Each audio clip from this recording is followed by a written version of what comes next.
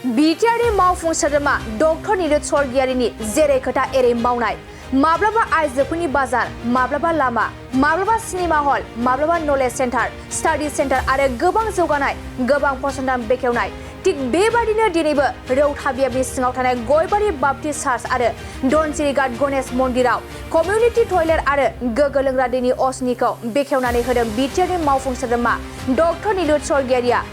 आथिखालाव 40 नं रौता बियाबनि सिङाव बिटिआरनि मावफुं सोद्रोमा डक्टर नीरज स्वर्गियारिनि नोजोर आरो जेरै नोजोर एरैनो गामि गामि जौगानाय खामानि। बेनि अनगायैबो डक्टर नीरज स्वर्गियारिया ओनसोलनि गोबां गिर्जा मन्दिर आरो थानसालिफोराव गोबां आंखाल दं आरो बे आंखालखौ फैबाय थानाय समाव मावफुंना होगोन होनना रायजोफोरनो खोथा होदों। लोगोसे बे बेखेवनाय हाबाफारियावनो बाहागो लानानै बिटिआरनि मावफुं सोद्रोमा डक्टर नीरज स्वर्गियारिया फोरमायबावदों दि प्रमद बर'नि दैदेननाय सरकारखौ गोबां रायजो राजाफोरा मोजां मोनदों आरो इउपिपिएल दोलोनि थांखि आरो नोजोरखौ मोजां मोननानै गोबां लाइमोनफोरा जयै ओंखारबोदों आरो फैबाय थानाय समाव बिसायख'थियाव गोबां मासियावनो देरहागोना रोखा। दिनै रौता बियाबनि सिङाव जोङो नैबे गणेश मन्दिरनि लांगोनायाव धनसिघाटआव मोनसे दैनि जि अभाब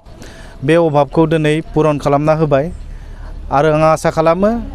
नैबे जि दै बेबस्थाखौ नैबे गणेश मन्दिराव होनो हानानै आङो जोंनि मानिजाथाव बिटिआरनि चिफ प्रमद बर' बिथांखौ धन्यबाद होगोन साबायखर जासिगोन।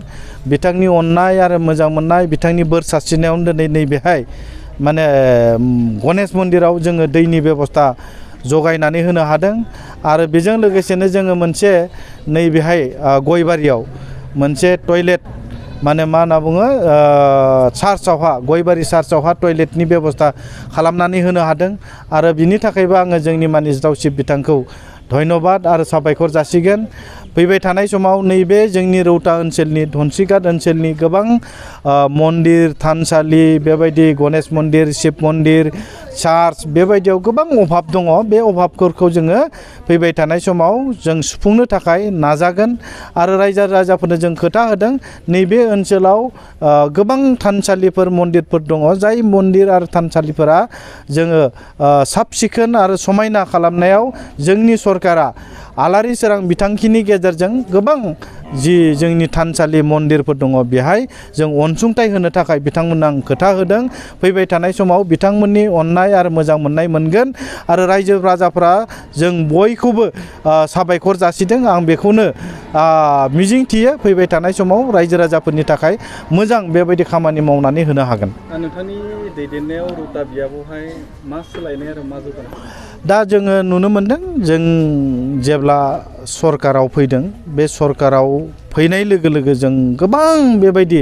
लामा दालां जाम्फै आरो गोबां थानसालिफोराव बेबायदि अभाब नुनो मोन्दोंमोन। दा जों नायबाय नुबाय गोबां थानसालिफोराव बेबायदि खिखरसालि बेबायदि दै आरो थानसालिनि बाउन्डारि बे बाउन्डारिफोरा लासै लासै सोलायलांनो हमबाय आरो गोबां थानसालियाव जोङो जोंनि बिटिआरनि जे आलारि सोरां बिथांखि बे आलारि सोरां बिथांखिनि गेजेरजों रौता ओनसोलाव थानाय गोबां बेबायदि शिब मन्दिर गणेश मन्दिर थानसालि चार्च बेफोराव जोङो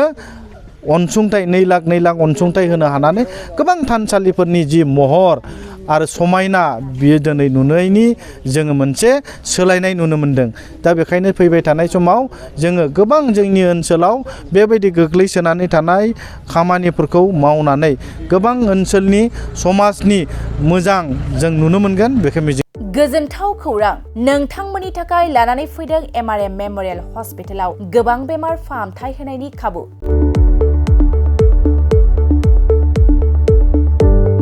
बेमारि सुबुंफोरनि थाखाय गोजोनथाव खौरां एमआरएम मेम'रियेल हस्पिटालाव मोजां रोंगौथि गोनां डक्टरफोरजों बेमारि सुबुंफ्रा मोजां फाहामथाय लानो हानाय सुबिदाखौ लानानै फैबाय एमआरएम मेम'रियेल हस्पिटाला।